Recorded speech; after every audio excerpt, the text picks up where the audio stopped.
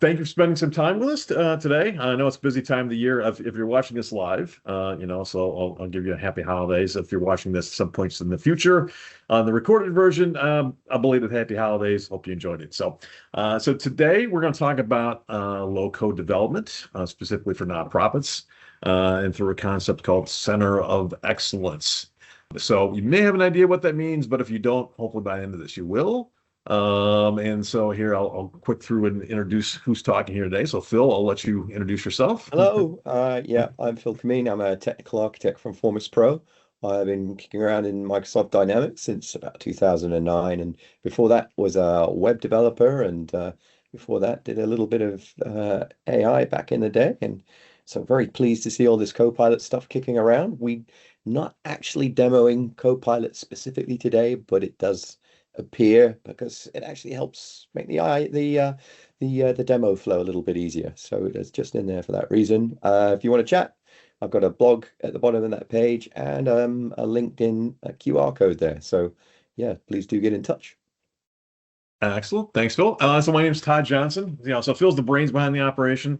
I'm the not so pretty face. The QR code is more interesting. So I'm responsible for Formus Pro's operations here in the United States. I'm still geek at heart, and some things Phil's going to talk about are near and dear to me. And in fact, I didn't even know we called it low code back when we started, but turns out that's what we're doing. But some pretty interesting stuff. So quick agenda here. I'll go through. I'm just going to give a little bit of background from our friends at Microsoft and what their organization looks like as regards to nonprofits. I'm going to make the bold assumption that you may not have heard about us, Formus Pro. So I'll just give you a quick background on that. And then I'll get out of the way, and Phil gets to do all the fun stuff, and including some live demos. So we'll cross our fingers that that'll go as planned, because we're with live without a net. So with that, so Microsoft, and specifically, there's a group of Microsoft called Technology and Social Impact, Tech for Social Impact. That's a group we work very closely with. That's probably maybe part of the reason that you're with us today is because you've heard from them, and this group very much focuses on the name's sort of in there, but working with nonprofits and other sort of charitable organizations around the world. Just a little bit more background on that. And so this is Microsoft's overall mission statement. So empower every person, every organization on the planet to achieve more. So nice, subtle. I mean, it's very simple, very aspirational. It's a big goal, but they mean it. They're serious about it. And it's pretty, it's pretty compelling and interesting how Microsoft is organized to go and go make that happen. So I'll talk a bit about the Tech for Social Impact team specifically. And this is a group they started about 7 years ago. That they finally, they want to get a real structured approach to this. So things that are interesting around that, they spend a lot of time trying to help these organizations build skills around their tools, around working with partners like ourselves, and I'll talk about that a bit in a moment. And it's really about making their technology accessible for charity nonprofit organizations, right? And I'll give you a little hint to that as well. But essentially, their model is. I'd almost describe it as a nonprofit. It's sort of about to describe Microsoft as a nonprofit, but essentially they're just trying to cover their costs in this business, and what that lets them do is to turn around any sort of revenue they generate on top of their cost. They turn around and invest in the space. So things like grants and funding for small projects, things like that, particularly for smaller organizations, that they do a really nice job of that. But they have a model that if you're a nonprofit that qualifies, you get access to very preferred pricing, right? And so which we really like, because that that helps our clients get access to the tools that we know and love, then we can actually do some pretty interesting and empowering solutions with. So some quick thing about the numbers, and this is kind of mind-blowing to me. And so this is for Microsoft last fiscal year. They're in their new fiscal year, but so I look forward to next year, what this looks like. But it's large. The impact, so 4.7 billion in grants, that they've put out there in the nonprofit space. massive number of organizations that they've helped, and their culture internally very much dedicated to to giving back and supporting the charitable world. So really really impressive. And then it's part of their DNA. It really does go deeper than Microsoft, right? So I won't go through this next slide in detail, but as I sort of alluded to earlier, discounted pricing. Nothing more exciting than a pricing sheet, but it's just so I won't go through all this, but to give you an idea, these are the most leading edge tools in the market, and we work with lots of other commercial customers as well.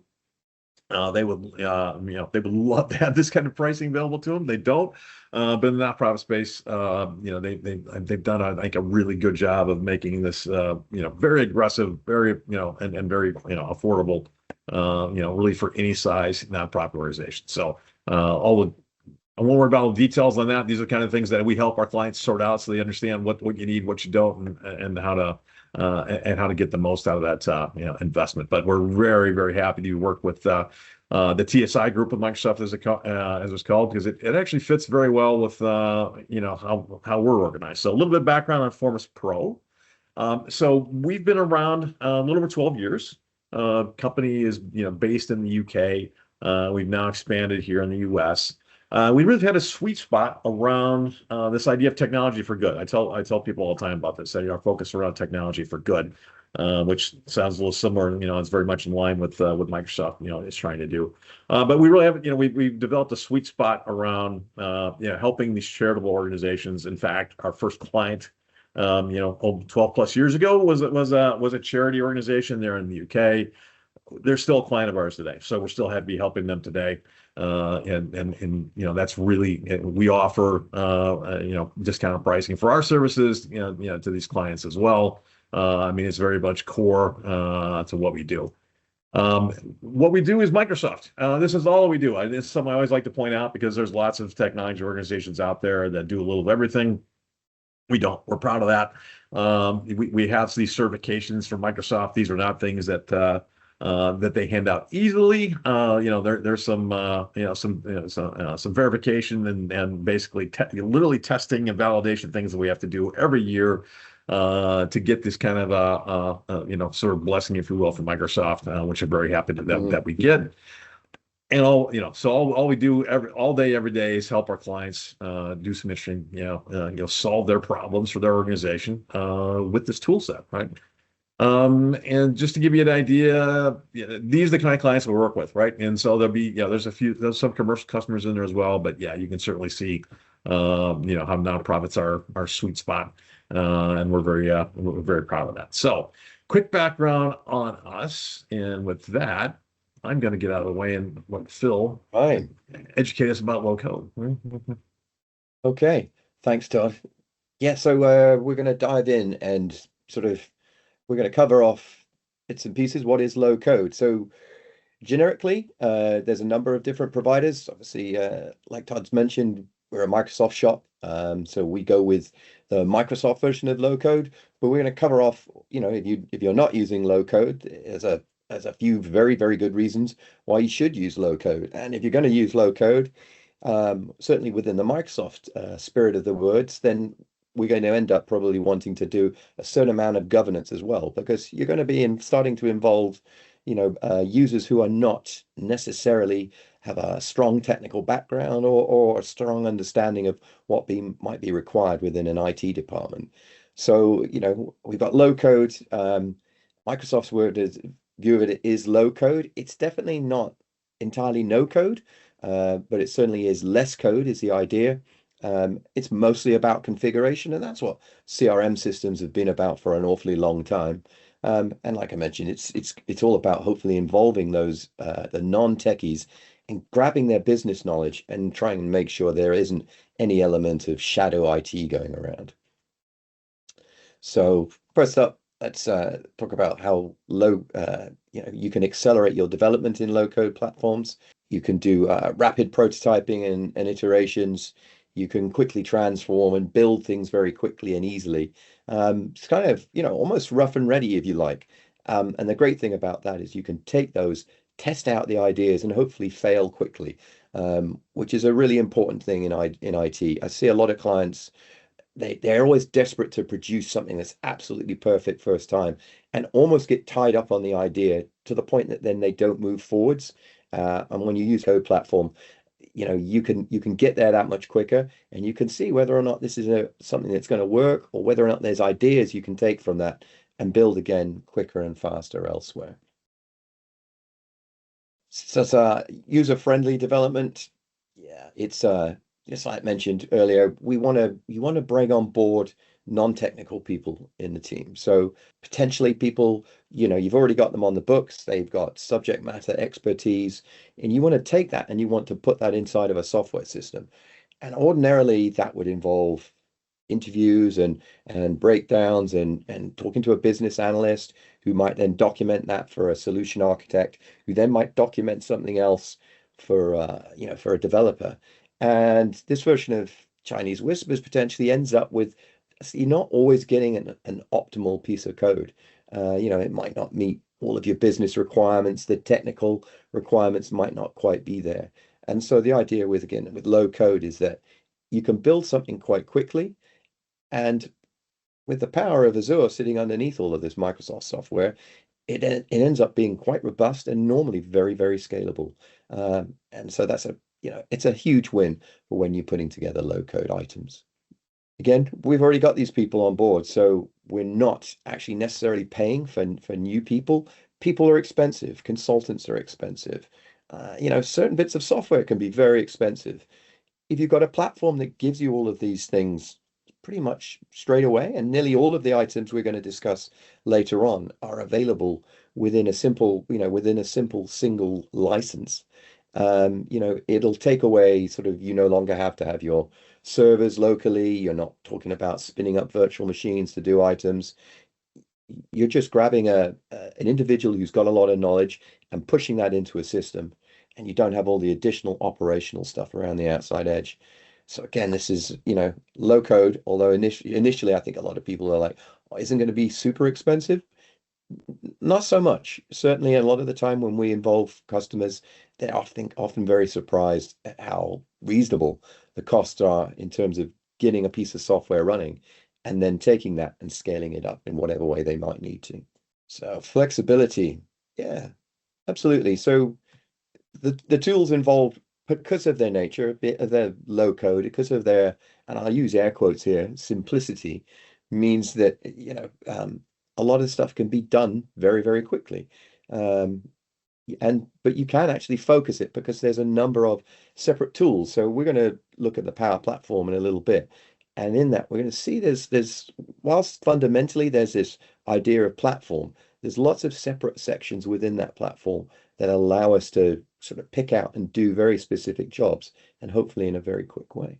So professional developers. So I'm a professional developer. Like I mentioned, I've been in IT for 30 years. I started in Visual Basic 3. Todd was chuckling earlier that he started in Visual Basic number 1, which I looked up is only actually 4 years earlier than when I think I started. So I wasn't gonna admit that, by the way, but no, yeah, I'll wear that badge proudly. Absolutely. Okay. Oh yeah, we'll scrub that from the record.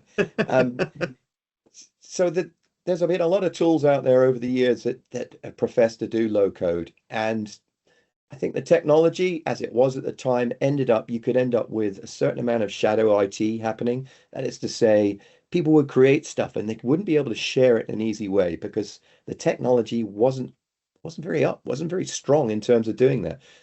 Getting stuff done, 20 years ago in the cloud, just a lot of it didn't exist. A lot of this latest stuff does allow you to develop things and extend it as well. So if I'm putting together a software system, for example, doing elements of CRM, I suppose, within the Power Platform, I can extend that very easily by going ahead and writing bits of code in Azure and then wiring those into my existing system. But hopefully by doing that in such a way that it means that somebody else can come along, someone with a lesser technical skill set, and they can see the various items I've built. They're self-contained, they do just a single job, and we can actually reuse bits of those technology, which is it's a really important thing to do when you're developing this software. It's very easy in something like Power Platform sometimes to go too simple and end up with something that may be slightly clunky. And then I've seen, on the other hand, people go ahead and they've just coded absolutely everything, and they've gone and missed the whole point of the Power Platform. So there's a sweet spot, and I think, sort of a lot of the time, Formus Pro, we hit that quite nicely. Yeah, I think there's the last of these slides is talking about enhanced collaboration across teams. So it comes back to being able to grab that subject matter expert. And that's important, sort of moving forward. I think a subject matter expert, even more so, these tools democratize. Is that a word? Todd, is that a word? I think I got that Democratized. saying. Yeah, yeah, So absolutely. yeah, they democratize that knowledge and bits of the IT system. But I think it is also a great way of taking away bits of the shadow IT that have happened in a lot of businesses over the years. They've all got Excel spreadsheets. Some guys have got some old Access databases, and these things have been around for a long time and they've worked great, but they do silo very much a lot of your data. And, sort of as the world moves forward, if you can have your data in a single place, then it starts to become accessible and more powerful. Uh, there are challenges that come along with that, thinking about security, thinking about AI, but you've got to be able to move to that point before, you've got to be able to break free from your spreadsheets before you get to that. And a tool like the Power Platform can help you with that. So I think finally we get on to sort of what is the Power Platform. Yeah, we'll run through this diagram here. We start from the bottom. We've got this thing called Dataverse, this curly. What is that supposed to be? Do you think it's supposed to be?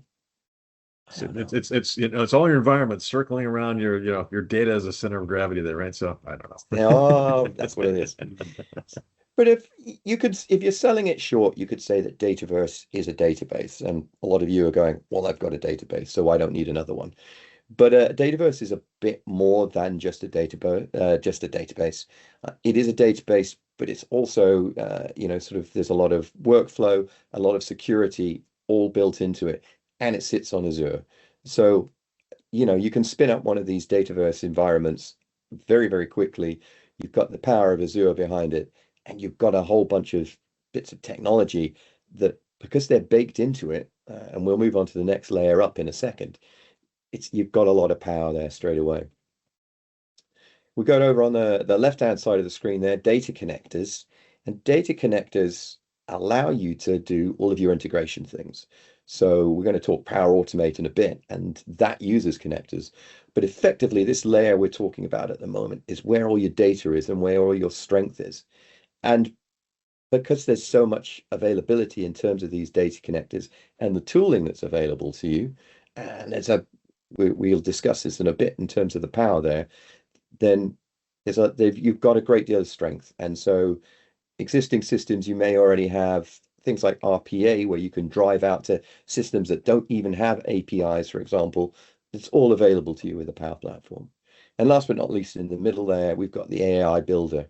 And that's a really, really neat view of what Microsoft have done there is AI models. And if you don't know about AI models, they come in two flavors, broadly speaking.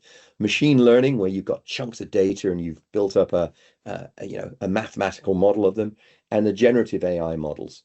And these are available now within the Power Platform, that you can recognize those and you can access them through a number of the other tools within the system. So all these things effectively acting as data sources of some kind. So moving up, we've got Power BI on the left-hand side there. You could again dismiss that as just reporting, but there's a little bit more behind Power BI. There's a whole chunk of analytics and things built in there. And if you really want to take that to the next level, there's a product called Microsoft Fabric. And believe it or not, Dataverse, effectively bits of it do sit within a Fabric system, but there's a whole bunch of power there for you as well in terms of looking at your data and it giving you answers from it. Then we got good old Power Apps, which I'm going to demo for you very shortly. And that's a mixture of basically form designers and that sort of thing, and a couple of nice new, we're going to show you something called a Canvas app. And that's an application that can run on pretty much any device. and gives you a break you away from your data model, and allows you to access it and make it look like anything you want effectively. Then we've got Power Automate. That's automation, as it probably gets from the name.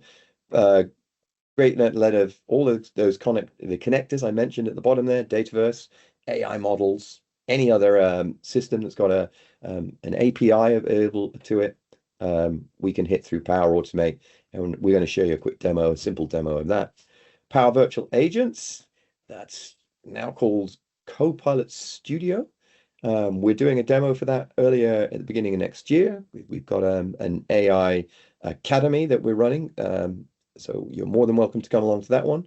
But that's all about being able to use generative AI to query all of these data objects. So suddenly all of this tooling that is, within some environments is a little bit disparate. It's all there and available in pretty much in one place. And we can draw the lines very easily and very quickly between all of them. And then last but not least, Power Pages, which is effectively websites. And I think, Todd, you and I, we did quite a cool demo on that just a couple of months ago. Yep. So basically, if you need it, we've got it here within the Power Platform. So I think what we're going to do is I'm going to jump across. We're going to do a demo. So I'm going to share my screen in a second. Yeah, the crowd is chanting demo, right? So. Demo, that's what they want. That's the fun stuff. Right? It's a cheeky little palette cleanser. So this is make.powerapps.com, and it's called the Maker Portal. And so we're going to talk a little bit about the concept of citizen developers very shortly. But first of all, let's show a little bit of Power Apps. I'm going to use Copilot, as I mentioned. It's nice and quick, and in order to do stuff, it saves you watching me try and build forms. I can't admit to being the best at putting together forms. I'm not a UI designer. So what I did there, I skimmed that a little bit, actually. What I did was I put in an AI prompt. Now, part of the AI Academy is basically we were showing how to do AI prompting and how that affects the underlying generative tools that use that prompt and then drive stuff. And what that prompt was, it was said, build an app to manage volunteer scheduling through a drag and drop scheduling editor, assignment of work items to volunteers, and communication with volunteers. There's a mouthful. And so what it's done is it's driven up a data model for me. And a data model is a fancy word for saying all of these effectively separate tables, if you like, within databases, or if you think in terms of spreadsheets, these are all sheets within a single Excel doc. And we've got a schedule. And one of the neat things that this does is if I highlight this, I should be able to view the data. Why can I not view the data? Oh, the demo gremlin is well and truly. There we go. Let's try this. Excellent. Yeah, I mean, and Phil, that thing's amazing to me. This isn't just like a sort of a diagramming tool, right? This isn't there's a visual representation, but there's real code and data behind the scenes here already. So which is just mind blowing. So absolutely. So what it's done is it's come up with these tables and it's linked them. So this is a really important thing in sort of thinking about sort of ordinarily, if you go and ask someone to go and create a database, and they'll sit down and they'll do the tables. There's other tools and stuff out there that do similar things, but are they all bound up within the same platform? Probably not. And so as well as just being able to come up with a design, it's also given me some fairly sensible looking data. So here we have tasks, and the tasks are linked to volunteers on one side and a schedule on the other. And so my tasks, which might be something that a not-for-profit might do, is any of these would do a food drive, a community cleanup. It says when it's going to happen, and then it says who that task is linked to. And that task is going to be linked to one of these volunteers. So it's come up with some fairly sensible looking names and things there. I don't know if you'd want Ethan Hunt running one of your fundraising events, crash a motorbike or something mental like that. But anyway, And then we've got a schedule as well. So this is the schedule, and the schedule is linking, is showing where the task is and how it's put together. So if I want, I can accept this, and we can say, save this and create an app for me. So whilst that's doing that, we're going to jump across and we're going to do a quick automation. Now, I think that automation is going to take unless the tables are created very quickly, and it does take a minute or two, then what I'm going to do is show you how an automation could happen. So for example, for that system we've just built, when we've got volunteers, if a new volunteer was added or a new schedule was added, we might want to send an email to somebody outside of our organization. So how would we do that? So let's do a demo, send email from, and I'm going to do it from the account entity because I'm not sure whether or not those tables are going to be there quite in time. And I'm going to use Dataverse. If I could spell, there we go. And so these are triggers that are available just on my Dataverse. So basically, when some of my data lands in that system, there's stuff I can do. And so I'm going to say, that's great. Let's do this. I'm going to then use some of this. And instead of being completely arcane, having to write stuff in, Visual Studio or anything like that, I'm going to be doing this directly in here within the system in mostly English language that's hopefully fairly easy to understand. I'm going to use my accounts because I can do that. Let's just, by the way, see whether or not this. Oh, I had this earlier. I'm going to ask it to do it again. Demo gremlin, curse you, did work earlier. And so what I can do here, instead of having to go ahead and do complicated code or anything like that, I've got a drag and drop editor. I can go, okay, when an account is added or modified to, I can do something. And let's say, I don't want to send email, so let's type email in here. And with all of these fantastic connectors, there are, I want to say 700. There are a lot of connectors. You name a system. So let's, so for example, if you wanted to talk to your Salesforce system, for example, why would you be using Salesforce anyway? Surely you'd be using Dynamics for Sales, but there's a connector for it. And so I built a number of systems using this technology just to do very simple integrations and to do simple workflows. And it's very powerful. So if I wanted to, I could, if someone's created an account, I could then synchronize that with my Salesforce system if I was still using Salesforce. But I'm not, I'm just going to send an email. This is actually signed in as me, so it can get to see who I can send to. I'm going to send it to me. This is a demo email.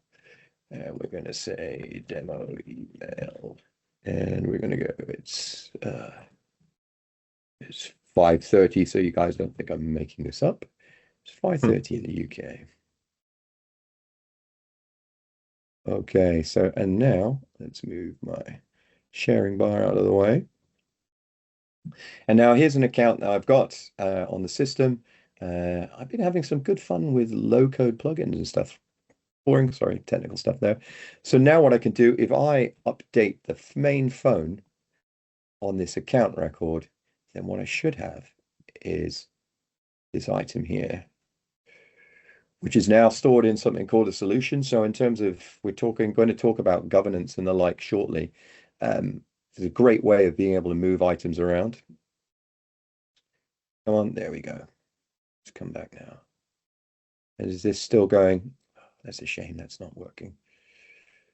Hopefully what we'll have seen is, there we go, 5 seconds ago, the workflow was triggered because I'd made the update. And great, I should have an email, and yeah, I do by the looks of things. There we go. Oops, let's open up my demo email, and there it is. There you go. So it's that straightforward to put together a little bit of low code. We've got the entities we can build, we've got a visual editor, all that great stuff. A lot of the time we don't even need to actually start building the entities. We can use Copilot and the like. It's a huge amount of power that's available to us there.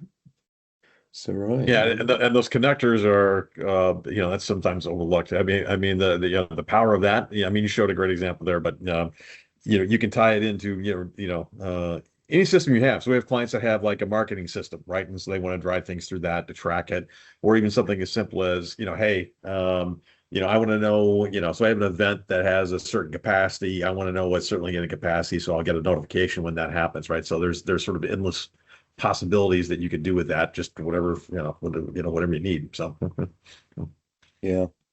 So I'm gonna restart the presentation.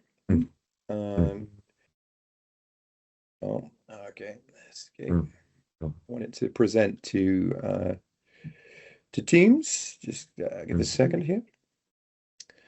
So while this is coming up, so we've got all this stuff, and you're there thinking, well, great, we can do low code, but now what about the governance, Phil? What's in the way? So we're going to quickly show you that. So I'm hoping that this will, there we go, we can present there. And go resume from slide 22. So let's do our demo. So what kind of developers do you allow? We've got citizen developers and we've got effectively two types and pro developers. So this is me without a beard and wearing a very fancy looking hat there. Pretty cool. So do you allow citizen devs? Do you think of them as cowboys? Are they chaotic? Are they trying to do things in a strange way? They're not trained, of course, but they've got all of this subject matter expertise and they have ideas and hopefully a love for the business. And so if you can take that and mold them, if you like, then you can create hopefully aspects of them within pro devs. And with the tooling that we're about to show you, this center of excellence gives you access to some of this. And so they don't need to know what ALM is, and that's application lifecycle management. But if you can bring them on board and engage with them, then you can take the work that they've got and start to create things like ALM. So where and how do these cowboys work? They probably don't work in this kind of way. A professional developer will do work in a development environment, move it across into a UAT environment in a controlled fashion. They'll make sure they have all the artifacts and things, and then eventually they'll move it into production when it's ready to go and been tested. It may well be within a Power Apps type environment. There's actually a number of other environments. And one of them, for example, is called the default environment. And in a completely vanilla default environment, anybody with an appropriate license, and that could be an E3, an E3 type license or something along those lines, has access to become a maker within that default environment.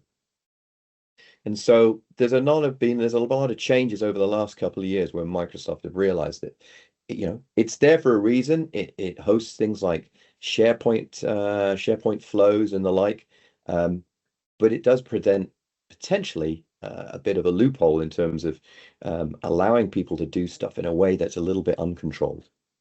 Have we created more shadow IT, I suppose, is the worry there. So we're going to get some governance to try and take care of that. And that would be the first thing you can do is switch on something called a managed environment. So all of these environments that exist within your tenant in Microsoft, you can flick a switch. It is that straightforward, and they become managed environments. It does mean that you do need a slightly stronger, more expensive license. Expensive is a strong word, actually. I think it's very, very reasonable. If you've already got a number of 365 licensing, then a premium license is not a great jump. But it gives you a lot of control in terms of and visibility in terms of what's going on within these environments. The managed environment also switches on a couple of things called environment groups and environment routing. And that means that when people log into these environments and start doing work in them, you can engage them and you can direct them from potentially developer environments and move them through into these more strongly controlled environments that we showed in that last slide, where you take the jump from being kicking around and uncontrolled and then become part of an ALM lifecycle. And then that's when you've got a great deal of governance. So as long as you have that engagement, you can do that. And then Last but not least, before we get into the COE, we've got something called DLP, and that's a data loss prevention policy. And what you can do is all those 700 connectors in a completely vanilla system, there may be that everybody has access to them. And so what you need to do is involve and create these data loss prevention policies. So for example, you would switch off the Facebook connectors so that people couldn't start writing flows that are posting stuff onto Facebook unless you had a very good business reason to do that. And there's a big chunk of the COE that also allows you to see what, by switching on and by altering these DLP policies, what would actually happen within the system. So if you suddenly switch off somebody's connector, does that kill 25 flows that are being used as part of the business? It's great to know that. And as the system comes when it's vanilla, it doesn't have that information in it. So this is a screenshot of when you switched on a managed environment. You get weekly emails saying, hey, this is what's going on in your environments. This is stuff that's not been used. This is stuff that is being used. This is stuff that's being shared. Do you want to stop that? Do you want to, do you want to engage with it? Do you want to tidy up? Do you want to get your system tidy? And that's it's very powerful. And this is definitely the way the product is going. A lot of this stuff that's currently within the COE, I think, is going to become more and more product, which can only be a good thing. So what is the COE? So Center of Excellence. It's not just about control. So we're not just beating people over the head with a stick here the whole time. We are trying to encourage them and engage with them.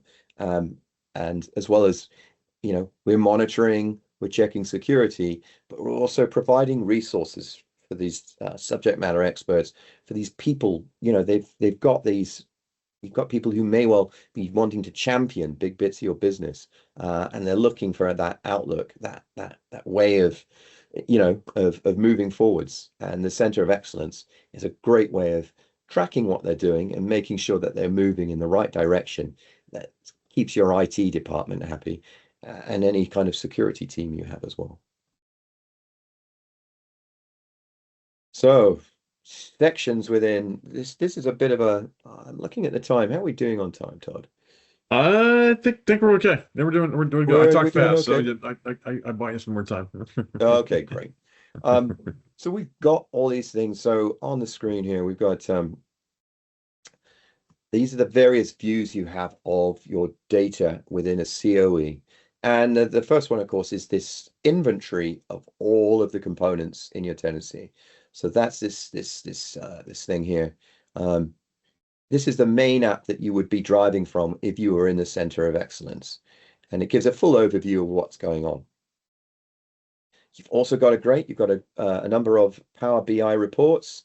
They're all pretty good, I would have thought, for senior managements. They tend to be dashboard type things, lots of overviews of what's going on, but also a view of the administrative tasks that might be required within your system, and tasks that the COE team might be doing.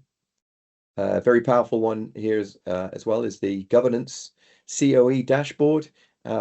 And this is where it allows you to spot security holes within your system. So, for example, flows that are using plain text passwords. It's great that they're available in the report. You can sit on those, you can go and see who's been building them, and you can make sure that they do things the right way. You can locate suspended flows or apps that might have demo or test in them, because you don't want those hanging around for too long, potentially. We've got an admin task application.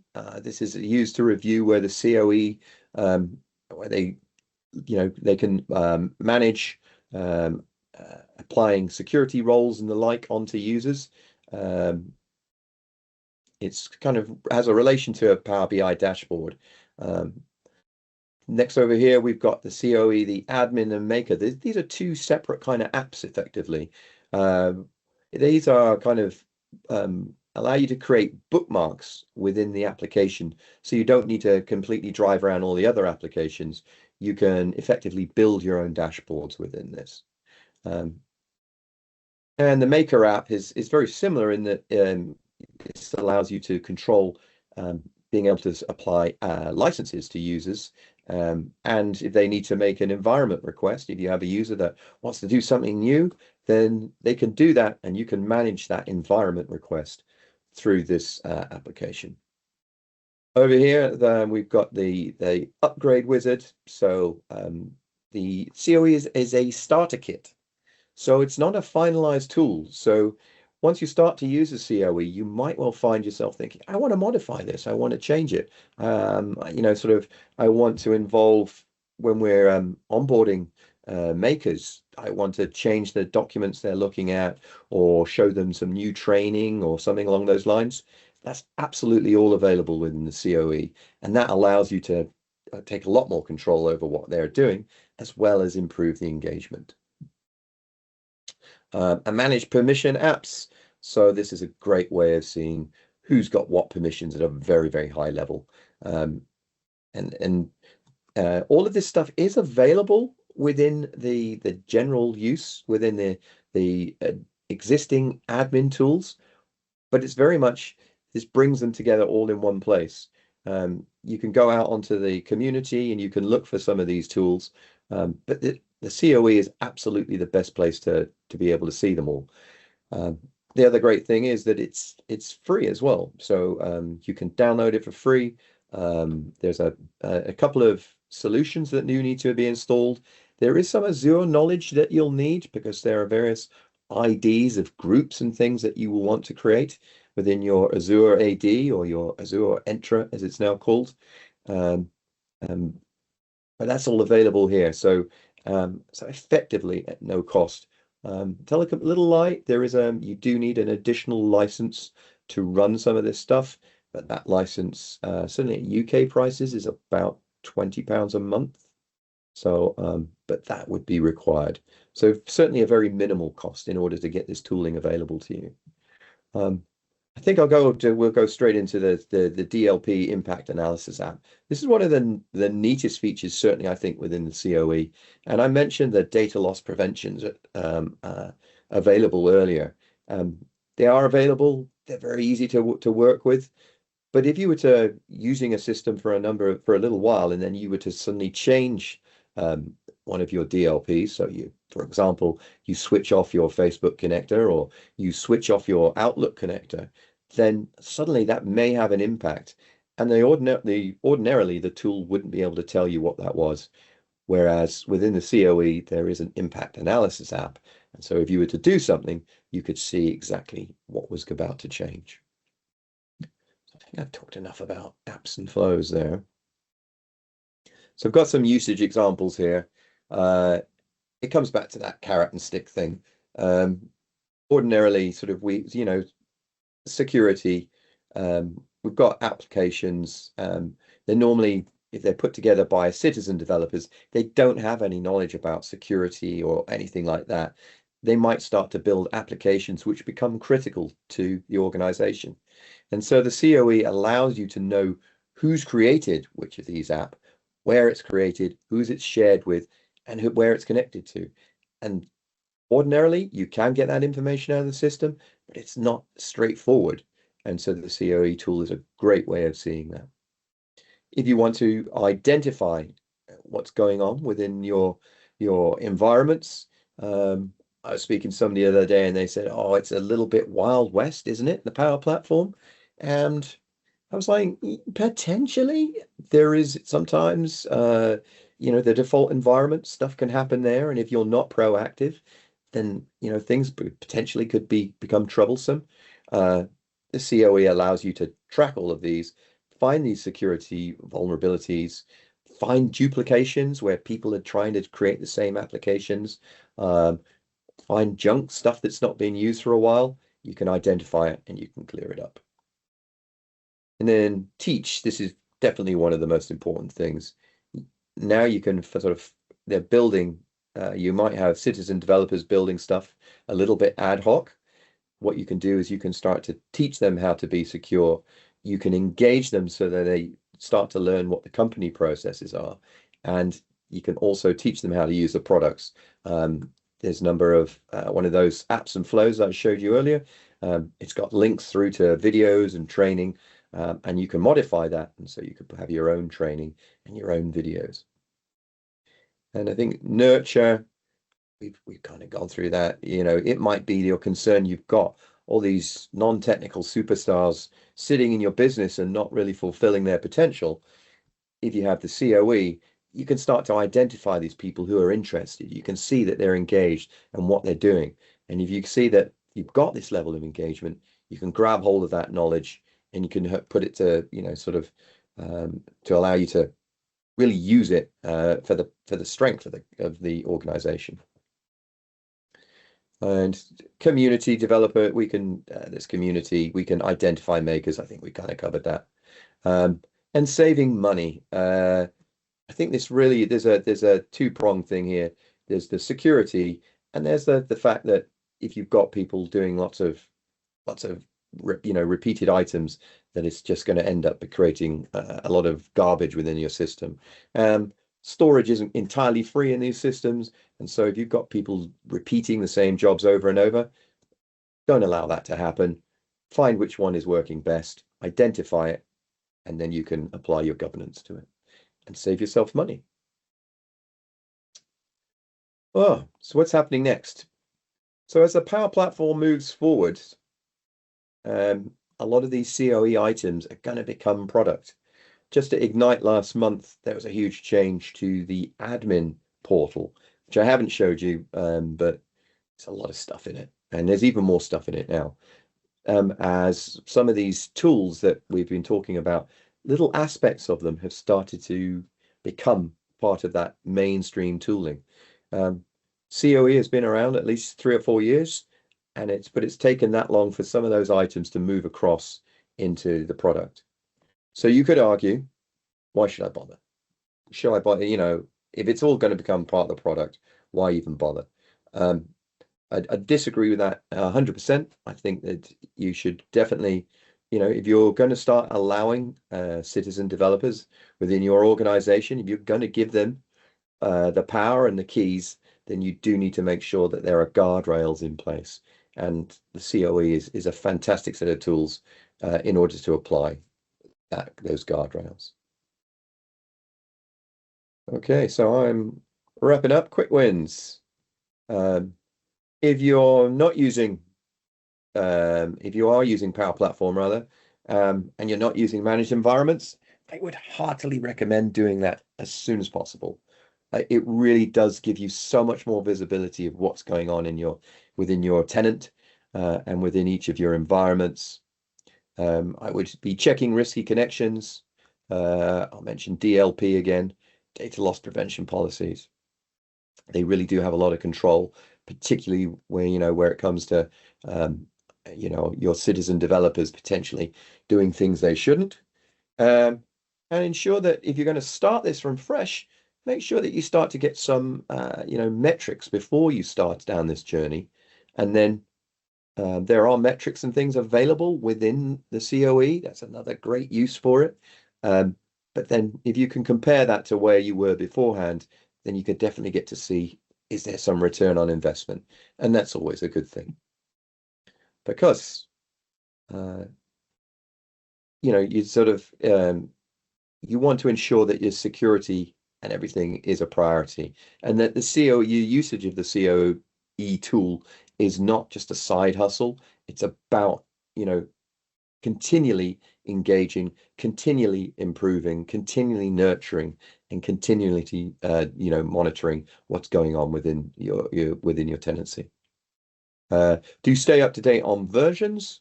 There's a new version produced every 3 months, so it's very easy to stay on top of that. And I guess last of tips is to make sure that you find those champions. They're there inside your organization. They've got all this knowledge. They really could, they may be using spreadsheets and what have you at the moment. If you can engage them and bring that into your mainstream IT, then there's so much power to be had in that. And that could really, really help the organization. And over to you. That's Yeah, all I yes. need. Take a breath there, Phil. So no, that's awesome. So and hopefully everybody understands that that's just the tip of the iceberg. We'll always try to get a balance here of showing you a bit of what's possible, but not taking you so far down the technical rabbit hole that it's just you get too deep. But the fact that we can actually generate working applications based on nothing but some natural language input is just pretty amazing. You get an idea of that. And I just point out, for nonprofit clients, there's a couple scenarios that we see, regularly, right? And so that where Power Apps and then this kind of a solution comes into play. One is, basically simplifying interfaces to some of your systems. So, it's not uncommon. You're going to have part-time help or volunteers that are working on, a system that's a system, a core system for your organization. Maybe you don't want to give them that full tool set. Or you don't have to spend the time to train them on it. So it often makes sense to create a simplified front to some of those systems, if you will, that you can easily deploy and basically leverage that help without having to train them and give them all the access to their system. So yeah, the other thing that occurs to me too that we hear from nonprofits, this is not something that used to be possible, but so it's very easy to create a sort of specific use case app or sort of a one-time use case app. So, if you're doing some sort of fundraising event, a gala, or something where you want to be able to gather and push out information, but you're doing that once a year just for one time, you can easily do that. So you can create a custom application for said event. And the other thing we didn't talk about is that you can actually even publish that to a mobile device, right? So that which is pretty amazing as well. And so your volunteers, your stakeholders, your donors, you want to get that information on their phone. There's a way to do that. So, but yeah, so very powerful tools. But with power comes responsibility, and so that's part of where we can help sort out to make sure that you're using all these tools properly and managing within your organization. So. Hope to see you in 25. So thanks all. Thanks very much, everybody. Take care.